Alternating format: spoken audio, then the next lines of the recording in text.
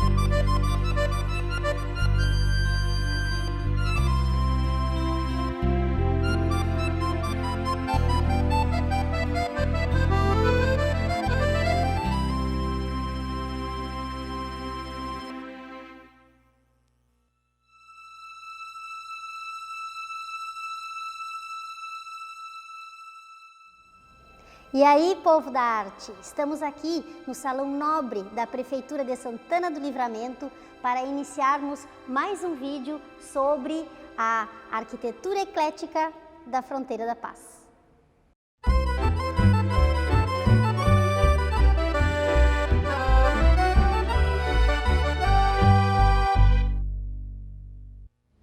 Apesar de sabermos que Santana do Livramento é uma cidade com domínio e posse portuguesa, em função das leis das Índias, proposta pelo rei Filipe II da Espanha, nós, aqui em Santana do Livramento, ficamos com uma cara espanholada em função das regras pertencentes às leis das Índias, certo? Por isso que mais ainda se confirma que a nossa arquitetura também é uma arquitetura de fronteira, porque do lado de lá a gente seguia as ordenanças espanholas em Rivera e aqui em Santana do Livramento, no Brasil, também se seguiam as mesmas leis das Índias, certo? Também já falamos que as duas cidades são consideradas cidades de capela, por quê?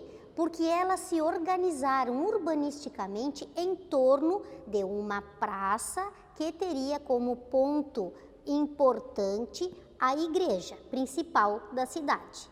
Então, tanto em Santana do Livramento quanto em Rivera, os centros urbanos iniciaram em torno dessas praças cívico-religiosas que também são chamadas dentro da lei das Índias como a Praça Menor, certo? Então, em volta delas, a gente vai ter as igrejas principais e os prédios principais. O centro urbano nasce em torno das praças, das igrejas. Por isso chamamos cidades de capela. Não eram muito comuns estas regras no lado português, mas evidências empíricas que se apresentam em Santana do Livramento nos remetem de que aqui essa atitude foi bem similar à dos espanhóis. Essas ideias urbanísticas, segundo Segawa, impregnavam as ações colonizadoras que consideravam que as povoações deveriam gozar de formosura, simetria e pureza de ar. Essa pureza de ar era literalmente referendada às praças. Por quê? Porque ali estariam plantas nativas, árvores nativas e realmente teriam um ar mais puro, né, mais natural. Historicamente, sabe-se que as praças também eram espaços onde se estacionavam as carretas, onde ocorria um certo comércio, uma troca ou venda de mercadorias. Não há dúvida que, em relação às praças centrais, estas determinavam os espaços mais nobres da cidade, onde em seu entorno eram edificadas então as igrejas, como já falamos, os prédios administrativos, os principais prédios comerciais, as residências das famílias mais abastadas e de maior poder político e social.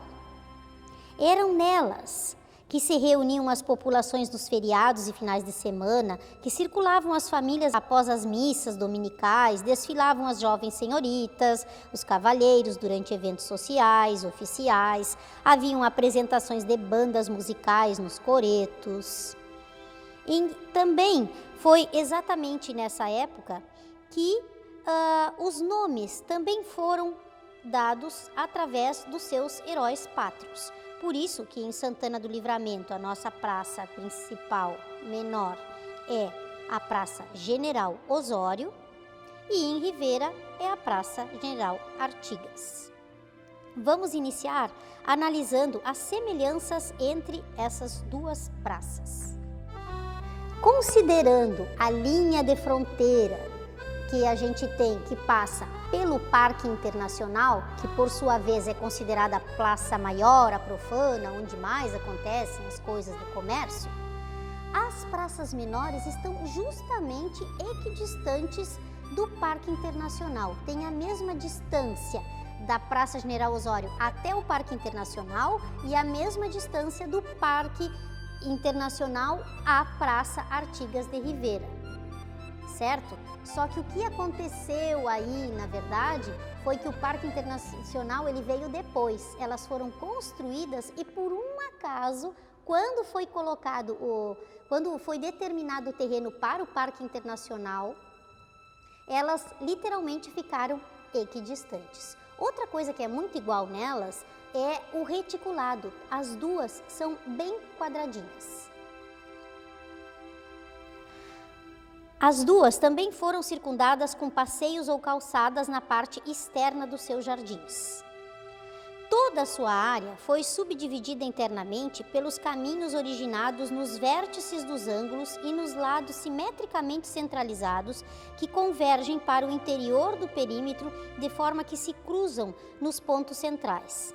Estes caminhos geram alamedas. Sabem o que é alamedas? Alamedas são, na verdade, várias árvores que se fecham e a gente passa no meio deles.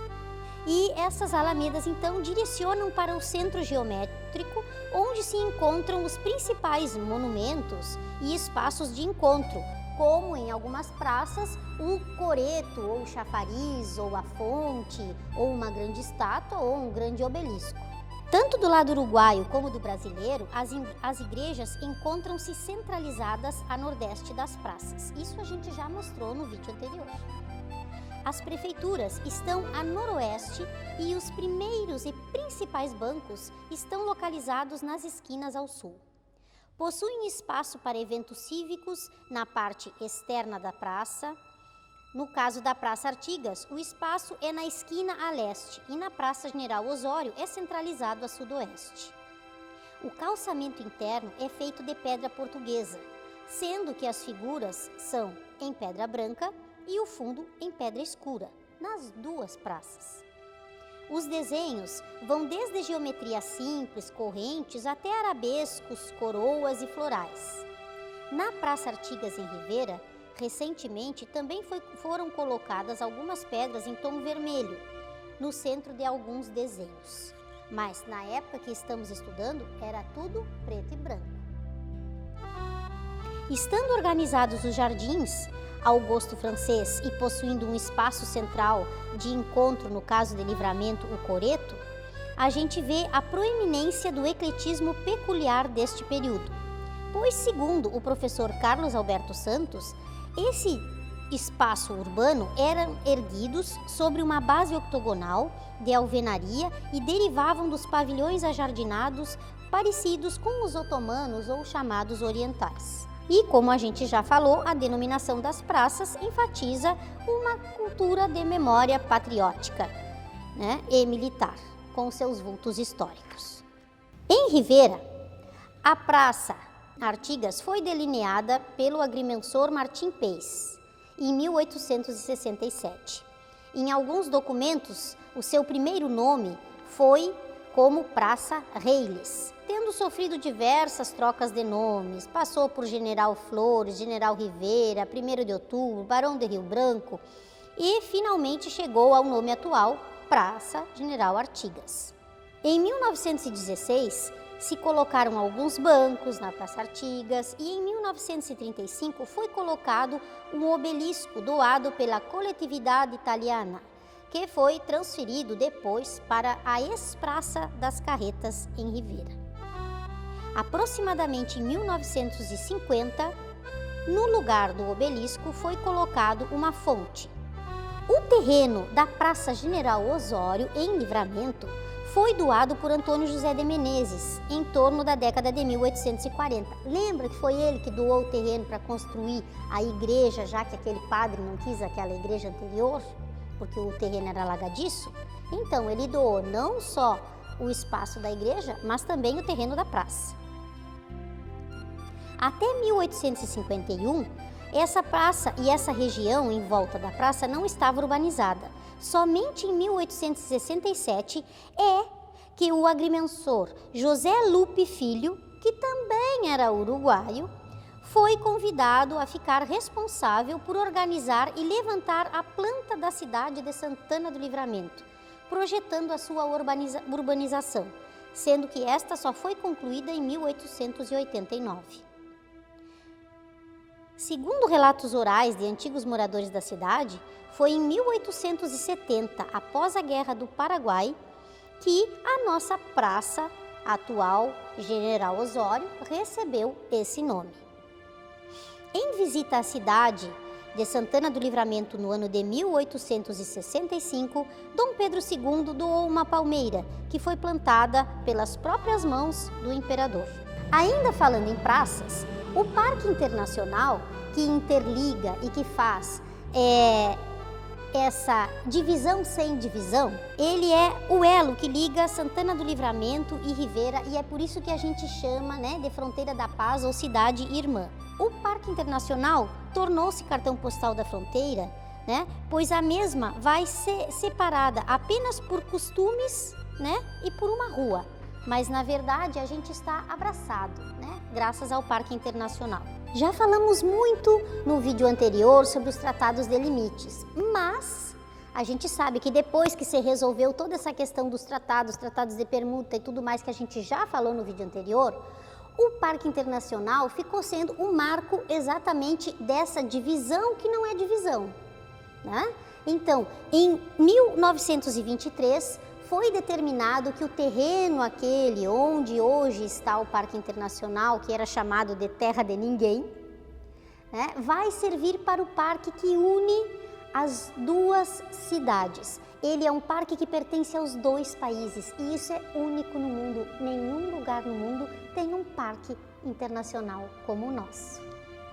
A inauguração do Parque Internacional foi no dia 26 de fevereiro de 1943, exatamente o marco onde nós paramos a nossa pesquisa, né? E a gente sabe que também o estilo eclético que a gente vai apresentar aqui nesses vídeos para vocês, também vai, digamos assim, perder a sua força, não terminar, mas praticamente delimita, né, um período estético-arquitetônico aqui na Fronteira da Paz.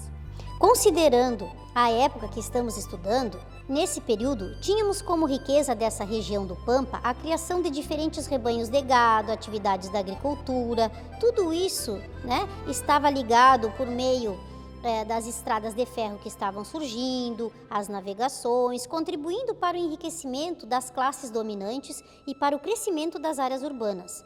Com isso, as construções ecléticas foram naturalmente incorporadas à paisagem das novas cidades e passaram a definir sua identidade, testemunhando as primeiras histórias da época de formação de seus povoados.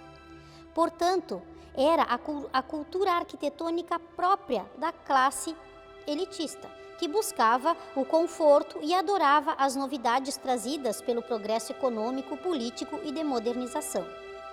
E mais, esse patrimônio tem seu valor enquanto parte de um conjunto de transformações socioeconômicas, de um período também como testemunha presente de uma pré-história das cidades, cuja arquitetura se manifesta como um representante cultural mais próximo da população que se desenvolveu nesta zona de fronteira. É importante ressaltar que durante a visita do Dom Pedro II, o seu genro, o Conde Deu, escreveu no seu diário que Santana parecia uma cidade europeia, onde as suas casas situavam-se no meio de jardins verdejantes, floridos e com árvores frutíferas. Acreditamos, assim como o professor Carlos Alberto Santos, que o desejo de modernidade se estendeu às transformações das cidades da fronteira meridional do país, as modificações dos costumes e da moda, ocasionando a introdução da nova linguagem arquitetônica, o ecletismo, que se consolidou e se desenvolveu nessa região aproximadamente entre os anos de 1870 a 1931. Nós, como tivemos o problema aqui de limites e a configuração das cidades foi mais tardia, a gente ainda avança no período e vamos até mais ou menos 1953 com os estilemas, podemos dizer assim, do ecletismo. A arquitetura desse período revelou-se dentro do ecletismo a partir da influência recebida pelos arquitetos que na maioria eram imigrantes, descendentes de imigrantes ou estrangeiros que chegavam pelas vias férreas e que escolheram estabelecer-se na fronteira, principalmente por ser uma região agropastoril em desenvolvimento e que servia a grosso modo, a dois senhores, ou seja, ao mesmo tempo, a dois países, somando modelos e referências estilísticas. Uma outra observação é que a nossa localização geográfica também proporcionava essa troca, esse vai e vem, dos engenheiros e arquitetos. Nas duas cidades, o desenvolvimento do comércio era forte. A partir de 1892, Rivera foi beneficiada com o trem, Então, em suas cargas vinham muitos materiais de construção modernos e, a partir daí, novas técnicas construtivas foram sendo usadas nas cidades. Portanto, pode-se dizer que a modernidade e as construções ecléticas e neoclássicas começaram primeiro a partir de Rivera, por onde entravam a maior parte do material. A tabela que vocês vão ver agora no vídeo foi organizada pela professora Vera do Prado Lima Albornoz e mostra os sintomas de modernidade nas duas cidades. Em 1904, quando os charqueadores uruguaios Pedro Irigoyen e Francisco Anaja transladaram sua indústria para Livramento, as rendas do município praticamente dobraram e o progresso veio a galope. No ano de 1905 foi instalado o telefone, a luz elétrica em 1906 e em 1910 a estação ferroviária em Santana do Livramento. Em 1917 vai ser inaugurado um grande frigorífico em Livramento, o frigorífico Swift Armor, de propriedade de uma sociedade americana originada em Chicago e composta por Philip Armor e Gustavus Swift. Com a capitalização dos estancieiros, as antigas casas coloniais foram substituídas então por casas mais modernas, parecidas com as de Rivera. Chegavam a serem chamadas de casas espanholadas, pois possuíam na sua maioria pátio interno e eram autoportantes, com suas fachadas rente às calçadas. Podemos dizer, a partir desses fatos, que o ecletismo é o estilo que vai prevalecer todo esse período, porque também vamos levar em conta as suas três correntes principais elucidadas pelo escritor Luciano Pateta. Outro elemento identificador do estilo foi a tendência das construções terem sua fachada com uma busca de horizontalidade, com simetria e platibandas, encimadas por pinhas, compoteiras ou esculturas do gosto clássico, da riqueza de ornamentos de massa de cimento ou estuque, a composição tripartida e os rusticados. Então, vamos explicar um pouquinho esse monte de nome difícil. Começando com a questão de horizontalidade na arquitetura. Normalmente, horizontal é que a gente tem a sensação de que é um bloco só, que ele tem muito mais comprimento na largura do que na altura. Platibanda era um recurso utilizado para esconder o telhado. É como um murinho, né, que parece uma sacada que não é sacada, às vezes é cega porque a gente não enxerga atrás, né, e às vezes é vazada porque a gente consegue enxergar por entre os espaços que vão ser colocados. Então a gente enxerga alguns pedacinhos ou não do telhado de acordo com a altura da platibanda. Nessas platibandas a gente chama de pinhas ou compoteiras, né? São aqueles elementos que ficam nos extremos dos cantos das casas, né? Que parecem as antigas compoteiras de botar compotas de doce em calda. Tem gente que até acha mais parecido com sopeira do que com compoteira. E as pinhas, né? Que elas tinham aquele elemento, né? Da pinha que ainda não abriu, sabe? Da pinha fechada, que também ficava nos cantinhos. Em algumas casas, apareciam também encimando a casa na platibanda ou em alguma parte de algum balcão, né, ou elementos incrustados na fachada, esculturas ao gosto clássico grego ou ao neoclássico, né, que são aquelas esculturas onde vão aparecer alguns mitos gregos e romanos ou as pessoas com trajes dessa época. Certo? Essas esculturas também vão aparecer nessas fachadas. Muitas vezes o gesso vai vir adornar em torno delas, vão fazer guirlanda de folhas e flores. Opa, tipo aqui, ó. E composição tripartida, isso quer dizer normalmente que eu tenho uma porta central e um pedaço do corpo da casa para cá e outro para cá. Ou seja, uma parte bem central, diferenciada, e outras duas na lateral, literalmente simétricas.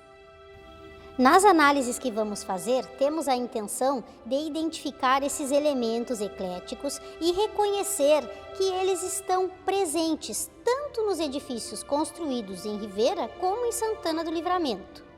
Agora, hoje, nesse momento, vamos falar um pouquinho mais especificamente da arquitetura civil pública, certo? Vamos iniciar pelas prefeituras, mas com relação à prefeitura de Rivera e a de Santana do Livramento, a gente não tem historicamente elementos que deixem os prédios com semelhanças arquitetônicas. Certo? Não temos um elemento que a gente possa comparar, tá? Porque, na verdade, não se encontra muitos registros de fotos do que teria sido a prefeitura de Rivera, como ela teria sido arquitetonicamente, tá? E a maior parte dos prédios que estão na volta hoje da Praça Artigas, em função do comércio e dos free shops, dessa zona livre de fronteira que temos aqui, eles foram já bastante remodelados, eles já foram muito modernizados e ainda tem, digamos assim, muita poluição visual das propagandas das lojas que descaracterizaram a arquitetura local, lá em Rivera. Mas mesmo assim nós vamos começar pela arquitetura eclética do edifício da Prefeitura de Santana do Livramento.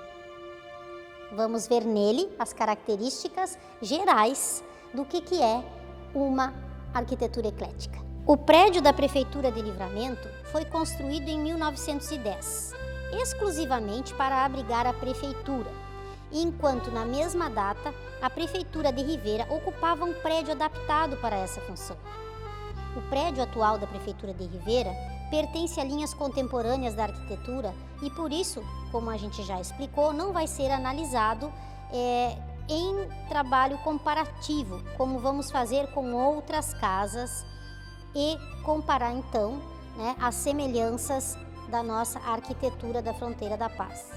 O ecletismo do prédio da Prefeitura de Santana do Livramento, ele vai aparecer exatamente já no projeto do engenheiro principal, que era um engenheiro uruguaio chamado Caetano de Carvalho. Foi quem fez, né, o projeto para a prefeitura, para o prédio da Prefeitura de Santana do Livramento. A gente já falou que era em torno das praças, né, que esses edifícios principais ficavam. Em Santana do Livramento, a prefeitura ocupou um lote de terreno de esquina, construída de forma que se afasta lateralmente do terreno em 2 limites, um lateral e o outro de fundos. Assim como outras incidências da zona do Pampa Gaúcho, o prédio apresenta semelhança com os prédios residenciais da mesma época. Ou seja, a nossa prefeitura tinha até meio cara de casa. A volumetria retangular, a fachada tripartida, com porão alto, seguindo as linhas estéticas do ecletismo histórico, a simetria, as platibandas e os outros elementos que vamos citar, apresentam na sua fachada influência de um classicismo italiano e de um romantismo europeu. O prédio é autoportante e na fachada apresenta-se o coroamento do edifício feito com um frontão curvo, onde está abrigado o relógio. A porta de entrada é em madeira almofadada e com bandeira. Bandeira não é bandeira, não é aquela bandeira da cidade, certo? Bandeira é um recurso arquitetônico, certo? Para dar um acabamento geral a uma abertura, pode ser uma janela ou uma porta. Em alguns casos, ela é utilizada também para ajudar na ventilação do local. Quando abrimos a porta, ela dá para um vestíbulo com escadarias de mármore branco e de paredes de mármore colorido na parte inferior, com enfeites de estuque. 2 colunas com capitéis coríntios separam o vestíbulo do hall interior. Acreditamos ser indispensável e de grande valia citar literalmente aqui a análise feita pelo professor Carlos Alberto Santos do espaço interior desse prédio, pois consideramos esta de grande sensibilidade e conhecimento de causa que só vem a abrilhantar esse nosso vídeo. Este hall de circulação é coberto com uma armação metálica e vidros translúcidos, suportados por 2 ordens de colunas que intercalam a balaustrada dos corredores de circulação no segundo pavimento. Para este hall e para os corredores superiores se abrem todas as salas do edifício, cujas vidraças exibem o monograma da Intendência Municipal, ou seja, da Prefeitura Municipal. No fundo do mesmo, uma escadaria em forma de Y, com degraus de mármore e corrimão de ferro fundido, leva ao segundo andar.